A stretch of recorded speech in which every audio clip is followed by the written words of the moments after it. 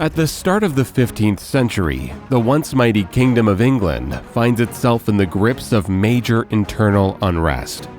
The chaotic rule of Richard II paves the way for his dramatic overthrow by the ambitious Henry Bolingbroke, soon to be crowned Henry IV of Lancaster. But the usurper's grip on power is immediately challenged by Welsh rebellion, Scottish incursions, and the betrayal of former allies, plunging the realm into civil war. On the bloody field by Shrewsbury, King Henry IV and his son, future Henry V, will fight to protect their claim to the fragile crown of England.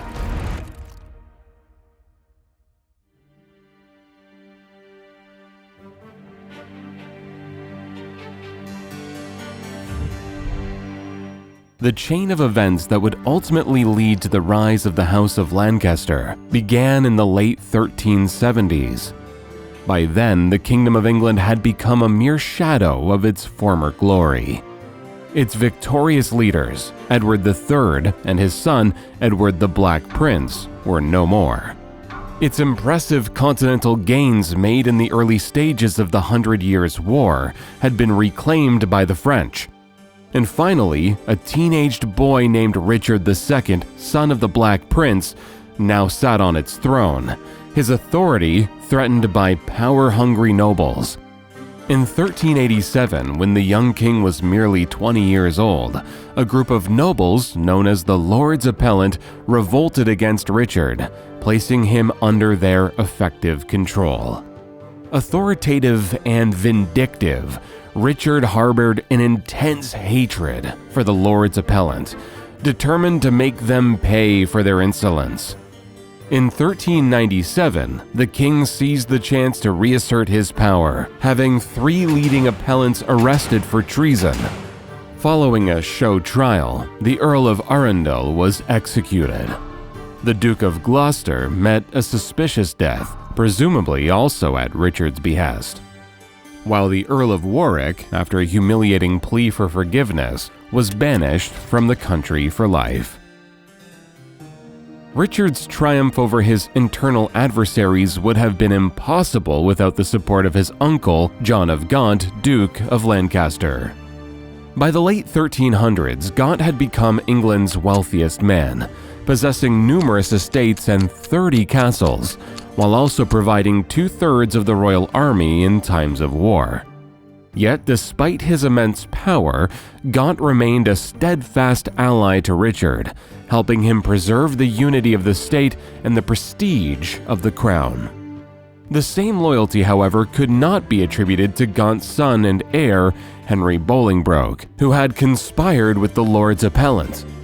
To prevent Bolingbroke from inheriting his father's vast wealth, Richard banished him for 10 years.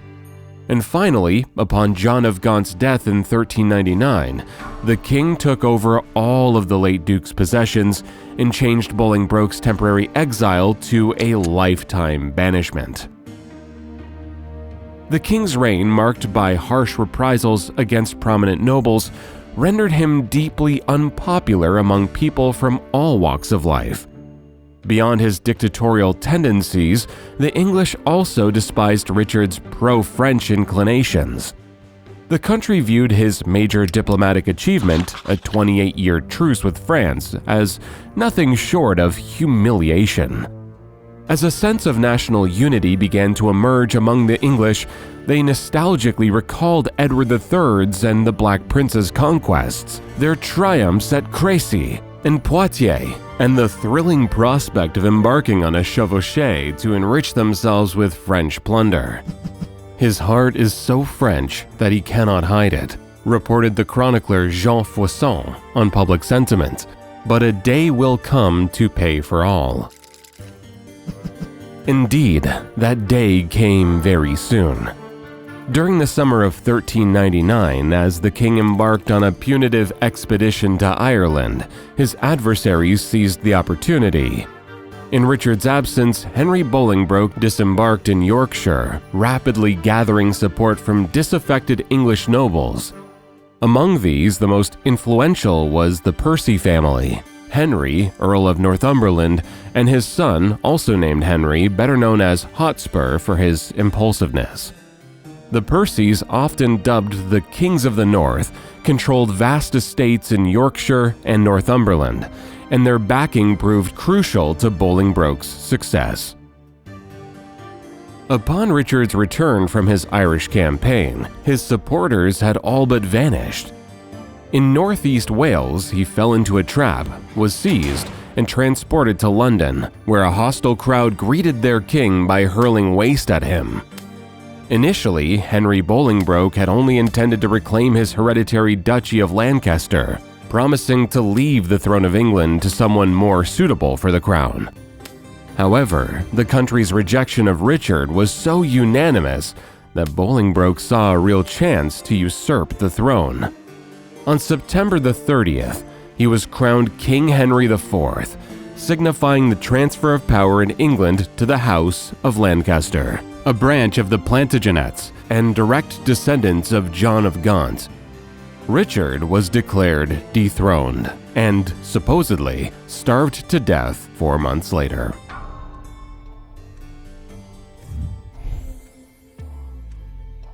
The usurpation of power sent ripples through the kingdom's internal stability, quickly igniting a hotbed of discontent in Wales. Although the last independent rulers of this region had been defeated in the 1280s, Wales remained dry tinder, ready to spark at any moment. In the late 14th century, two contrasting groups emerged in Wales. On one side were the English settlers and administrators, extracting wealth from the region. And on the other stood the increasingly alienated Welsh population. Oppression on ethnic grounds fueled widespread discontent as locals were stripped of trade rights, and the nobility was barred from holding top administrative positions. A sense of bitterness and nostalgia overcame the Welsh, who lamented, "Where once there were Britons, we now have Englishmen. Welshmen suffer daily thereby." Thus, by the late 1300s, the Welsh were primed for rebellion, lacking only a leader and a catalyst to ignite their cause. They found both in the figure of Owain Glyndwr. Glyndwr traced his lineage to ancient royal dynasties of Wales and was one of the richest Welsh nobles. However, in the year 1400, Glyndwr's fortunes took a drastic turn. He was defeated in a land dispute by a powerful neighbor, accused of desertion, and stripped of his properties. There was no other option left for Glyndwr but to defend himself. On September the 16th, his followers crossed the hills and set ablaze the town of Ruthin.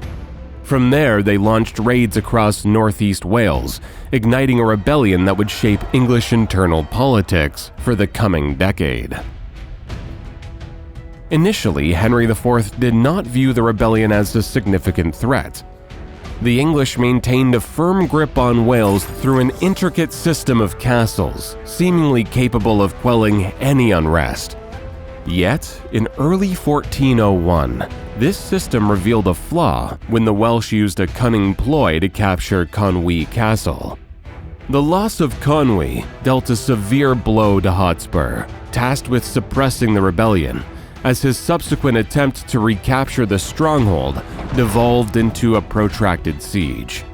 This setback sparked a flurry of accusations. At court, critics lambasted Hotspur for his lack of military expertise, while he, in turn, complained about the king's inadequate financial support. Upon concluding the siege of Conwy, Hotspur retreated to his northern estates, nursing a deep grudge against Henry for his dismissive treatment of crucial allies. Exploiting the discord among their adversaries, the Owain's children, as the Welsh called Glyndwr's followers, unleashed an even more brutal war, leaving a trail of destruction and death along the borders of central and southern Wales. Every attempt to quell the rebellion through punitive expeditions ended in failure. In September 1401, the royal army ventured into central Wales, only to be forced into retreat by harsh weather and treacherous terrain.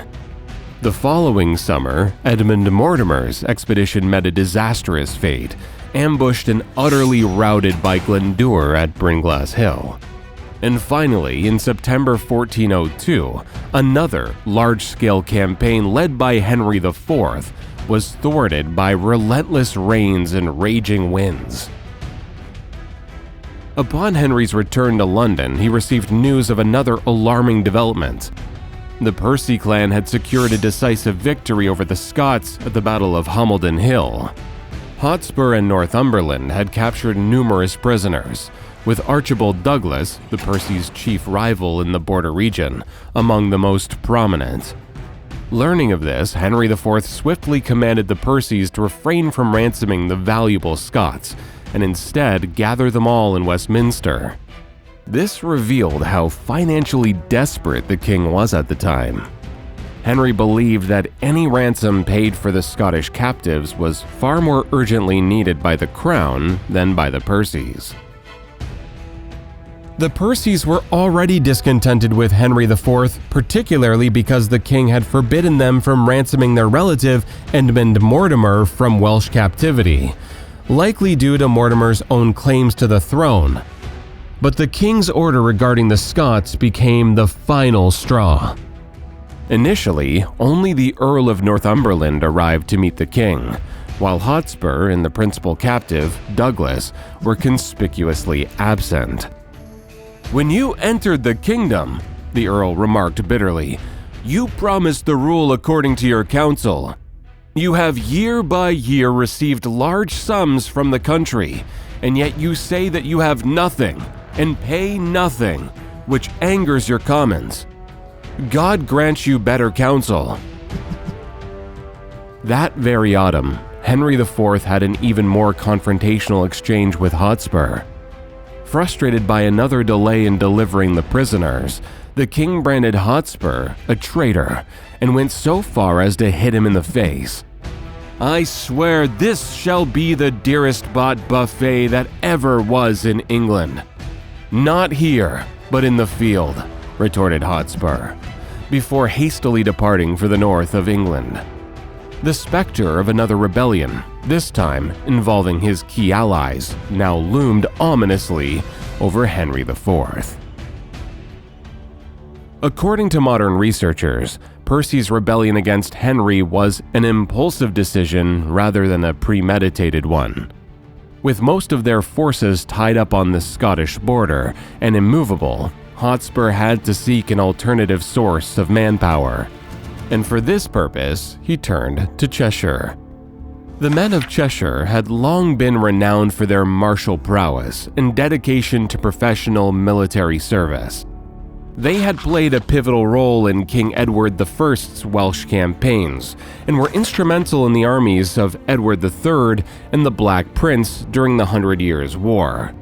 More recently, Richard II had honored Cheshire by establishing the Cheshire Guard, a 750-strong unit.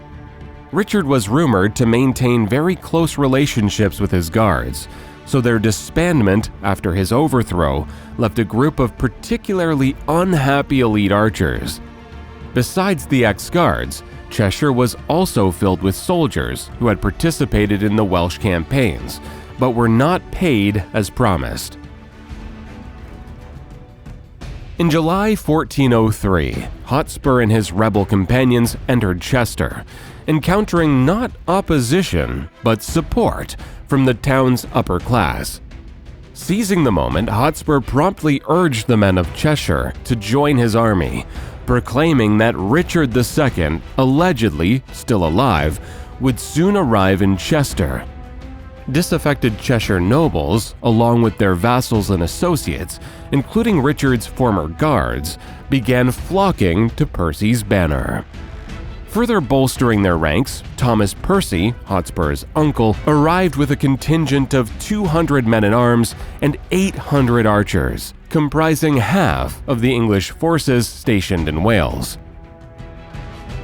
The rebels' primary target was Shrewsbury, the lone royalist stronghold in the region.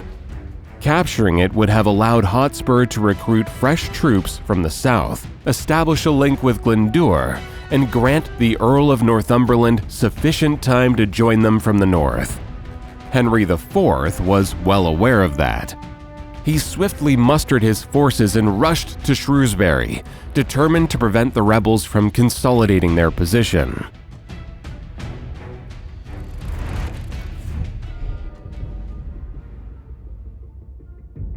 Caught off guard by the king's sudden arrival near Shrewsbury, Hotspur and his captains spent a tense Saturday night discussing their next move. As dawn broke, the rebels marched northward to rendezvous with other insurgents, but the king outmaneuvered them. Under the cloak of darkness, Henry IV crossed the River Severn and skillfully positioned his camp near the Abbey of Haumond, making it impossible for the rebels to escape the battle. Hotspur was left with no alternative but to seek a defensive position and confront the enemy, pinning his hopes on his army's superior fighting prowess. Ultimately, Percy positioned his army along a ridge stretching from the Shrewsbury Whitchurch Road to the hamlet of Albright Hussey. Medieval chroniclers estimated Hotspur's force at between 7,000 and 10,000 men, but given the hasty 2-week mobilization, it's unlikely that Percy's commanded more than 5,000 fighters. The same goes for the king's army. While chroniclers unanimously agree that Henry held numerical superiority, the reported figure of 14,000 excellent men in his host seems improbable. A more plausible estimate puts Henry's forces at around 8,000 strong. We have limited knowledge about the specifics of the deployment. Historians assume that archers from both sides formed a checkerboard pattern in front of the infantry. Their role was to initiate the battle, and as the enemy approached, they were to either fall back behind the men-at-arms or move to the flanks, forming the army's wings. Later on, this tactic would become widely adopted during the Wars of the Roses.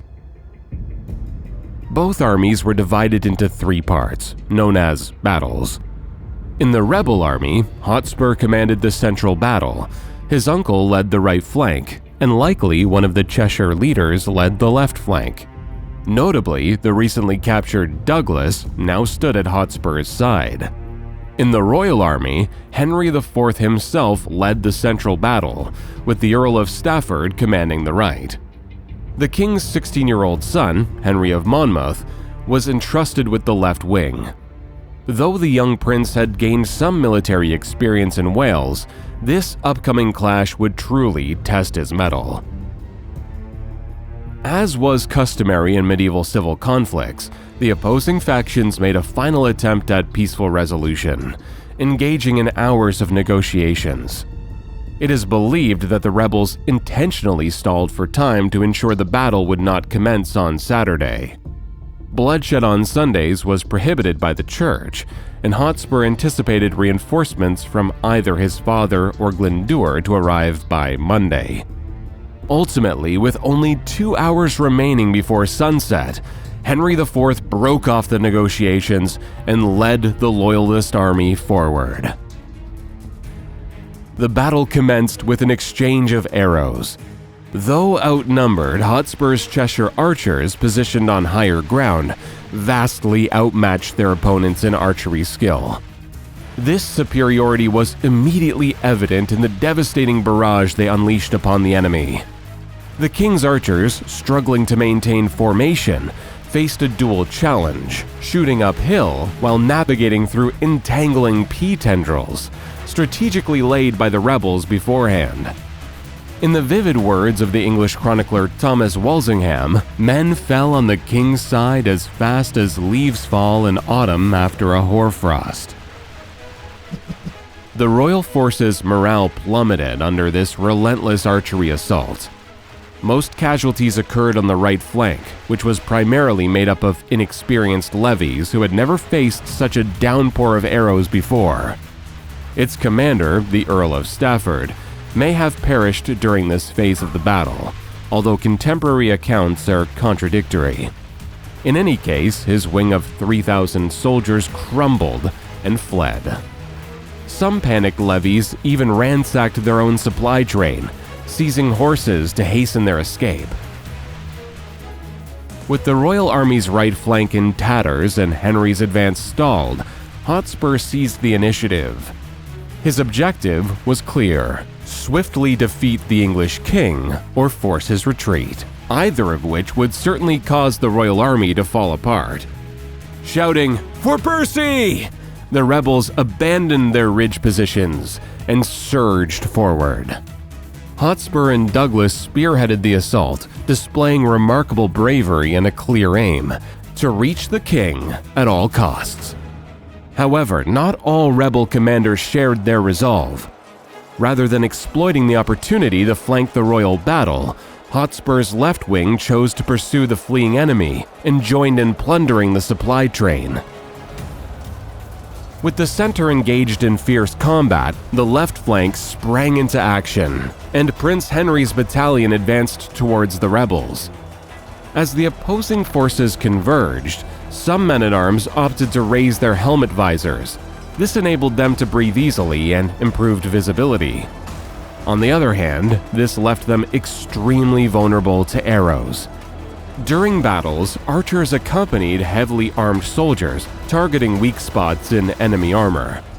At one point, the young Prince Henry also lifted his visor, and an arrow struck his face, penetrating his left cheek just below the eye. Historical accounts claim the prince supposedly stayed on the battlefield. It is hard to believe that.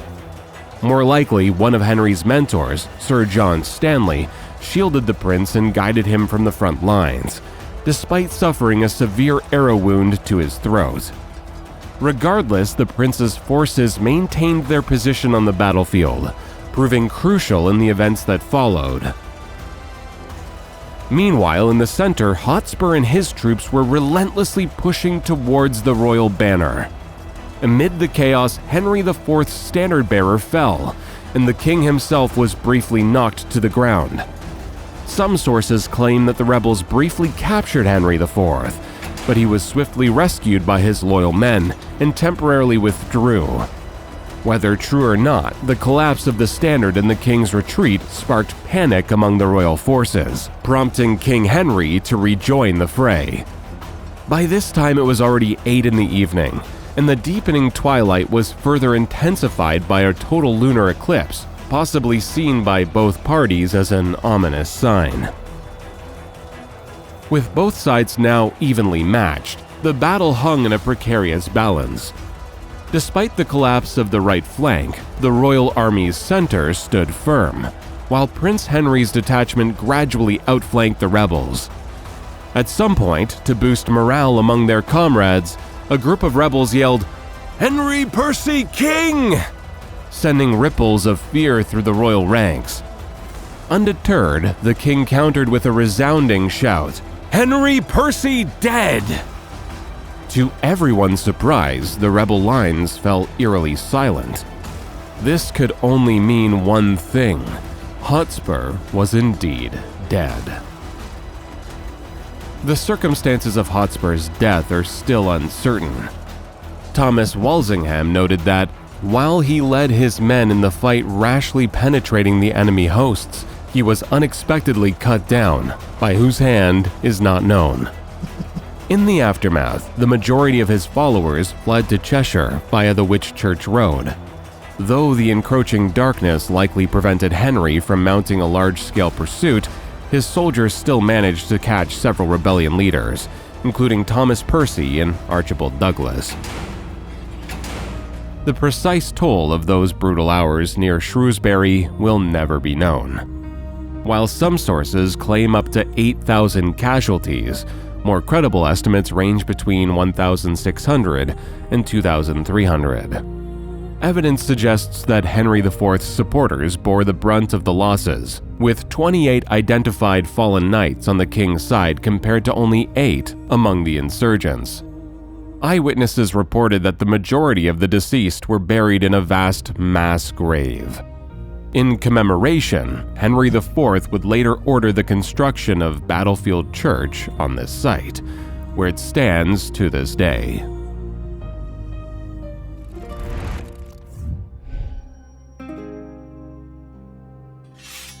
The king's primary concern after the battle was his eldest son's condition.